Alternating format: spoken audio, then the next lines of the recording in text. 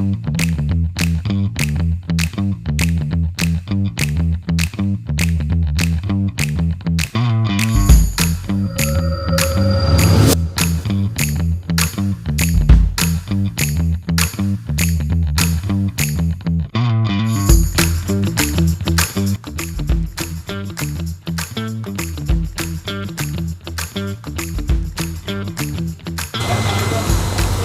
hello mga ka-growers! Nandito po kami sa Sky Farm uli. Maaring kayo ay sawan-sawa na sa amin sa Sky. Pero dito po sa Sky, makikita nyo po lahat ang mga kaiba na aming ginagawa. Tulad po ngayon, ako po ay nagpayong. Kanina po, ako ay nakasombrero. Nakasombrero po ako kanina. Yan. Pero, nagbukas po kami ng aming misting na pwedeng magpa-cool down. Hindi naman po kasi mainit dito eh. Temperature namin is 36 degrees.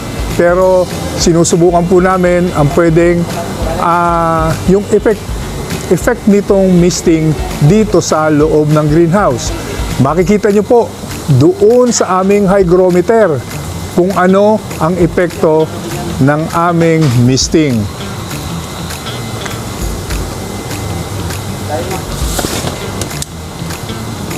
Kaya ang amin pong misting, siguro bubukas lang ho namin ng mga 3 to 4 minutes. Ang amin hong temperature ay bumagsak na. Kanina po 38, biglang nag-36 kaagad. So ganun po kabilis magpalamig ang aming misting. Although meron po kaming circulating fan, meron po dyan, magbo-blow po yan. Pero sinusubukan po namin na gamitin ang misting, gamitin ang circular fan at meron po kaming dalawang exhaust. Ito po ay ang amin pong trabaho dito siguro hanggang Sunday na lang po. Matatapos na po kami. So nilagyan na po namin ng load dito. Ito nga po, yung binlag namin ng isang araw na 15 days yung dinala namin dito. Hindi ko na lang po maano kung ilang araw talaga in total na ito. Meron na din po siyang, ayun, ayan po, may bago na rin po kami seedlings na second batch.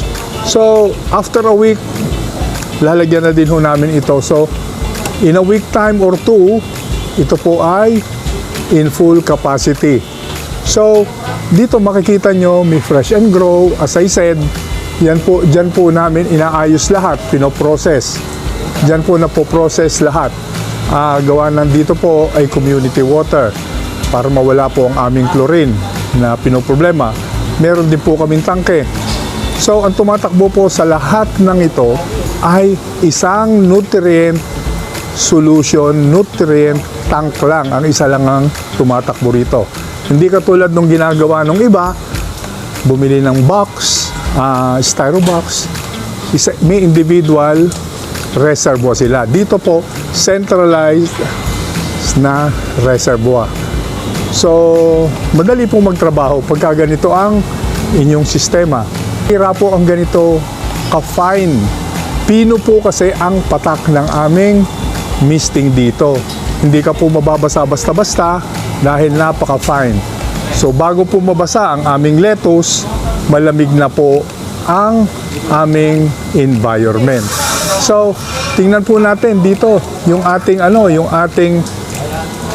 kung ano po ang sabi na ating hygrometer. Oh, ayan po oh. Yan. Nagpunta na po sa blue dahil sobra na po lamig. Dahil halumigmig na. So nangangailangan po naman dyan na i-ventilate dahil malamig na sa loob. Dito po kaya sa isa, lumamig na rin po kaya, yan. Ganyan na po siya. Hindi po siya malamig. Papupuntahin ngayon ho natin sa perfect. Ang ating hygrometer, buksan natin ang ating circular fan. Pero nagagawa pa po tayo ng ating mga linya ng ating fans. So, patayin po muna natin. Dahil sabi po nung iba, pag nabasado ito, magkakafungus. Parang hindi po ganun ang paniniwala ng Alfreas. Ang fungus po ay pag hindi po talaga malinis ang ating sistema. Kaya po, nagkakameron tayo ng fungus. So, papatayin ko na po ito. Yan. Mawawala na po ang ating misting. So, itutuloy ko lang po yung fungus. Ang fungus po ay nag-uumpisa lamang pagka marumi po ang ating sistema. Ano po yun? Hindi po siguro tayo naglinis ng ating mga pipes. Medyo makikita nyo, marami kami ditong pipes na medyo may kokopit. Pero, na-treat naman ho namin ito ng hydrogen peroxide. Ganun din po, ginamit namin ito ng chlorine. Kaya, we are so confident na hindi po dito makakameron ng fungus. Ang sahig po namin is well sprayed ng chlorine. Although ito po ay naka-tiles. So, sundin lang po natin ang ating mga protocols para hindi po tayo kapitan ng ganon. Pero kung sasala nga po ang pagpoprograma natin sa ating kalinisan, sa ating pagpapalaki, sa ating pong nutrients, tingin ko magkakaproblema po tayo. So, wala na po akong masabi. Parang nasabi na ho namin doon sa aming mga nakalipas na vlog. Sa totoo lang po, masaya pong umalis ang may-ari nito. Nagpapasalamat sa amin. Although meron pa kaming 2 araw, gusto nilang ibuhos naman sa pagpapasalamat ang aming pagkakagawa dito sa greenhouse nila. So, makikita po natin, subaybayan po natin kung gaano po kalaki ang ating mapuproduce dito. Pag nakaproduce po tayo ng medyo maganda-ganda, siguro accomplish na po yun. Inyo pong subaybayan din si Magsasakang Reporter. Yan po ang ating kahuli-hulihang ginawang demo farm ng ating kaalaman. So ngayon po ay dito naman ho namin ibinabahagi yung aming kaalaman na galing po dun sa ginawa namin sa Lancaster kay Magsasakang Reporter. So abangan po nyo mga ka-growers ang magiging resulta nito. Samahan nyo po kami. Sabi nga po, grow fresh. Mag-grow din po tayo ng smart. Tapos, baka naman pwede nyo samahan kami. Magtanim po tayo. Grow with Alfreas. Marami pong salamat sa inyong panunood, sa inyong pagtangkilik sa amin, ang inyong pong matyagang pagsubaybay sa amin.